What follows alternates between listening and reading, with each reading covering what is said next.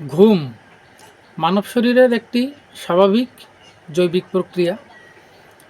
ঘুমের মাধ্যমে আমাদের সারাদিনের ক্লান্তি দূর হয়, আমাদের শরীর সুস্থ হয়, শরীরের শক্তি পুনরুদ্ধার হয়। শুধু তা নয়, ঘুমের মাধ্যমে আমাদের শরীরের কোনো অঙ্গের যদি কোনো ঘাটতি থাকে বা কোনো অঙ্গ যদি অসুস্থ থাকে, তাহলে সেই অঙ্গ বা প্রত্যঙ্গ রিপেয়ার হয়, অর্থাৎ পুনর্গঠন হয় ঘুমের মাধ্যমে। সুতরাং ঘুম না হওয়াটা আমাদের শরীরের জন্য খুব একটা বিপজ্জনক সংকেত। হোমিও কথার বন্ধুরা, আজকে আমরা হোমিও কথায় ঘুম না হওয়ার কারণ বা অনিদ্রা বা ইনসোমনিয়া এই সমস্যাটা নিয়ে আলোচনা করব। আপনারা পুরো ভিডিও জুড়ে থাকুন। এখানে শুধু যে ঘুমের ওষুধের উপর নির্ভর করে ঘুম আনতে হবে তা নয়, শেষের দিকে কিছু গুরুত্বপূর্ণ কিছু ঘরোয়া পদ্ধতি ঘুম আনার, সেগুলো নিয়ে আলোচনা করব। আর আপনাদের যদি ভালো লাগে চ্যানেলটি সাবস্ক্রাইব করে দেবেন, লাইক কমেন্ট করবেন, এতে ভিডিও বানানোর আগ্রহ বাড়ে। আর সাবস্ক্রাইব করে যদি বেল বাটনটি প্রেস করে দেন, তখন কি হবে, যে কোনো একটা গুরুত্বপূর্ণ ভিডিও সবার আগে আপনার কাছেই পৌঁছাবে নোটিফিকেশনের মাধ্যমে। তো আপনাদের সঙ্গে আমি রয়েছি, হোমিও প্র্যাকটিশনার রজত বিশ্বাস। চলুন বন্ধুরা, অনিদ্রা বা ঘুম না হওয়ার কী কারণ, সেই কারণটি আগে আমরা জানার চেষ্টা করি। শরীর যদি খুব দুর্বল থাকে বা কোনো রোগের কারণে যদি শরীর অসুস্থ থাকে, সেই কারণ থেকে ঘুম কম হতে পারে বা অনিদ্রা আসতে পারে। এছাড়া দুঃখ, শোক, মনের কষ্ট, এইগুলো মনের ভিতর চেপে রাখলে এটা অনিদ্রার একটা খুব বড় কারণ। তাছাড়া ধরুন, কেউ কোনো কাজ করার জন্য দীর্ঘদিন রাত জাগলেন, তখনও তার অনিদ্রা বা ইনসোমনিয়ার একটা সমস্যা আসতে পারে। ইনসোমনিয়ার আরেকটা কারণ হচ্ছে নেশাজাতীয় দ্রব্য, অর্থাৎ ধূমপান, সিগারেট বা অন্য কোনো ধরনের তামাক সেবন, বেশি পরিমাণে চা কফি পান, এগুলো থেকে অনিদ্রা বা ইনসোমনিয়া আসতে পারে। এছাড়া বর্তমানে ঘুম কম হওয়ার বা ঘুম না আসার যে কারণটি উল্লেখ না করলেই নয়, সে কারণটি হচ্ছে অতিরিক্ত মোবাইল আসক্তি বা টিভি আসক্তি। টিভি বা মোবাইল দীর্ঘক্ষণ দেখলে আমাদের মাথা বা মস্তিষ্কর সেলগুলো উত্তেজিত হয় এবং আমাদের চোখের উপর এই মোবাইল বা টিভির প্লাজমা থেকে যে রশ্মিগুলো বেরোয়, সেগুলো আমাদের স্বাভাবিক ঘুম প্রক্রিয়াকে দূরে সরিয়ে রাখে। দীর্ঘদিন এইভাবে করতে করতে কিন্তু আপনি ইনসোমনিয়া বা অনিদ্রার শিকার হতে পারেন। সেক্ষেত্রে আপনাদের প্রতি আমার একটা অনুরোধ থাকবে, কখনোই কোনো অভ্যাস তৈরি করে যদি আপনার ঘুমের অনভ্যাস তৈরি হয়, এমন কিছু করে, সেটা মেডিকেশন হতে পারে বা অন্য কোনো প্রক্রিয়া হতে পারে, অর্থাৎ অন্য কোনো অভ্যাস তৈরি করে ঘুম আনার চেষ্টা একদম করবেন না, সেটা আরও ক্ষতিকারক হবে। এবার চলুন আমরা কয়েকটি হোমিওপ্যাথি ওষুধ নিয়ে আলোচনা করি, যেগুলোর পার্শ্ব প্রতিক্রিয়া একদমই নেই বললেই চলে। তারপরেও কোনো ওষুধই ঠিক না, কোনো প্যাথই ঠিক না ঘুম আসার জন্য ওষুধ প্রয়োগ করা, কিন্তু একান্ত প্রয়োজন হলে তখন ঘুমের ওষুধের দরকার হয়। তা চলুন আগে আমরা একটু সংক্ষেপে একটি ওষুধ নিয়ে আলোচনা করি, এরপরে ঘরোয়া কী পদ্ধতি রয়েছে সেগুলোর মাধ্যমে কিভাবে স্বাভাবিক অনিদ্রাটাকে দূর করা যায় বা ঘুমটাকে স্বাভাবিক করা যায় সেটা আলোচনা করব শেষের দিকে। তা ঘুম না হলে প্রথমেই যে ওষুধটা নিয়ে আলোচনা করতে হয় সে ওষুধটা হচ্ছে ইগনেশিয়া ইয়ামা। ইগনেশিয়া ইয়ামার রোগীর ঘুম না আসার লক্ষণ হচ্ছে এই রোগী খুব নির্জনতা প্রিয় হয়, একা একা থাকতে পছন্দ করে, মেজাজ সবসময় খিটখিটে থাকে। সারাদিন খেয়াল করে দেখবেন এই রোগীর মেজাজ খুব খিটখিটে থাকে। শোক দুঃখ খুব একটা বেশি বাইরে প্রকাশ করেন না, অর্থাৎ নিজের মনের ভিতরই চাপা দিয়ে রাখেন। প্রেম প্রণয় এই ধরনের কোনো সম্পর্ক থেকে আঘাত পেয়ে যদি অনিদ্রা আসে বা ইনসমনিয়া আসে, সেই ক্ষেত্রে ইগনেশিয়া একটি ভালো ওষুধ। পরবর্তী একটি ওষুধ রয়েছে কফিয়া ক্রুডা। কফিয়া ক্রুডার রোগীর মানসিক লক্ষণ হচ্ছে হঠাৎ উত্তেজিত হয়ে যায়। এই ধরনের রোগীরা কি করেন, হঠাৎ উত্তেজিত হয়ে যান। রোগী সারা রাত বিছানায় এপাশ ওপাশ করেন, ছটফট করেন, কিন্তু চেষ্টা করেও ঘুম আসে না। সামান্য ঘুম যদিও আসে কিন্তু পরক্ষণেই ঘুম ভেঙে যায়, অর্থাৎ সারা রাত দুশ্চিন্তা দুর্ভাবনার ভিতরে রাত কাটান, কিছুতেই ঘুম আনতে পারেন না। যাদের বয়সজনিত বা বার্ধক্যজনিত ঘুমের অসুবিধা রয়েছে তাদের ক্ষেত্রেও এই কফিয়া ক্রুডা ওষুধটা খুব ভালো কাজ দেয়। এরপরে যে ওষুধটা নিয়ে আমরা আলোচনা করব সেটি হচ্ছে হায়োসিয়ামাস। হায়োসিয়ামাস ওষুধটা প্রায়শই শিশুদের অনিদ্রার ক্ষেত্রে খুব ভালো কাজ করে।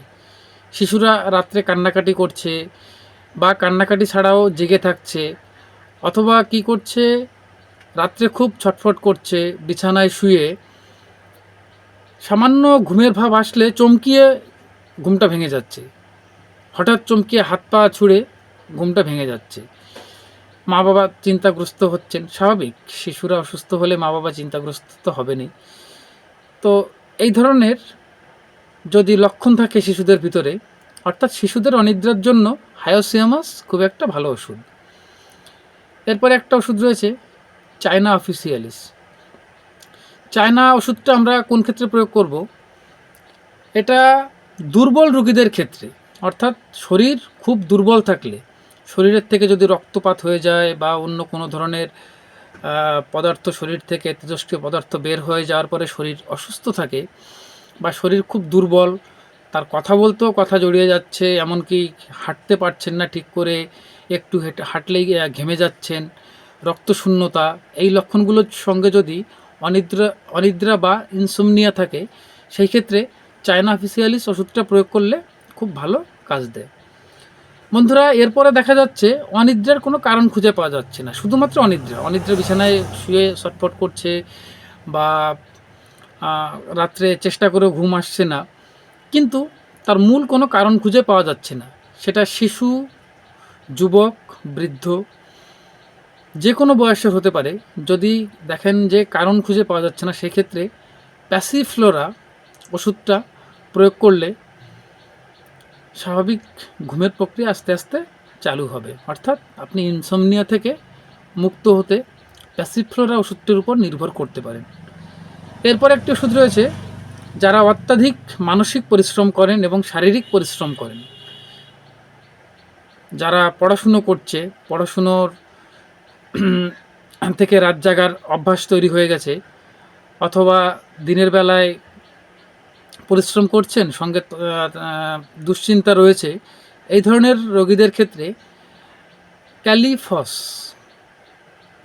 এটা বায়োকমিক রূপেই ভালো কাজ করে। ক্যালিফস বায়োকমিক এই ওষুধটি প্রয়োগ করলে অনিদ্রা বা ঘুম না আসা বা ইনসমনিয়া থেকে খুব দ্রুত এটাকে দূর করে। ইনসমনিয়াটা দূর করতে ক্যালিফস খুব একটি ভালো ওষুধ। বন্ধুরা, আগেও যে কথা বলেছি যে ওষুধের উপর নির্ভর করে বা অন্য কোনো কিছুর উপর নির্ভর করে ঘুম আনার চেষ্টা করবেন না। প্রথমে আগে চেষ্টা করুন ঘরোয়া পদ্ধতিতে স্বাভাবিকভাবে কিভাবে ঘুম আনা যায়। তো চলুন এখন সেই বিষয়টার উপর একটু আলোকপাত করি। রাত্রে ঘুমোতে যাওয়ার আগে হাত পা ঘাড়, চোখ, মুখ ভালো করে পানির ঝাপটা দিন, পানি দিয়ে ধুয়ে ফেলুন, শরীরটাকে ঠান্ডা করুন। প্রয়োজনে গরমের সময় কোনো গামছা বা তোয়ালে ভিজিয়ে শরীরটাকে মুছে ফেলুন, শরীরটাকে অর্থাৎ ঠান্ডা করুন। দেখবেন যদি কোনো সমস্যা না থাকে তাহলে স্বাভাবিকভাবে ঘুম আসবে। এরপরে একটা জিনিস রয়েছে, এটা সাধারণত প্রচলিত নয়, তারপরেও এটা খুব ভালো কাজ করে, খুবই ভালো কাজ করে। থেরাপি। থেরাপিটা কেমন?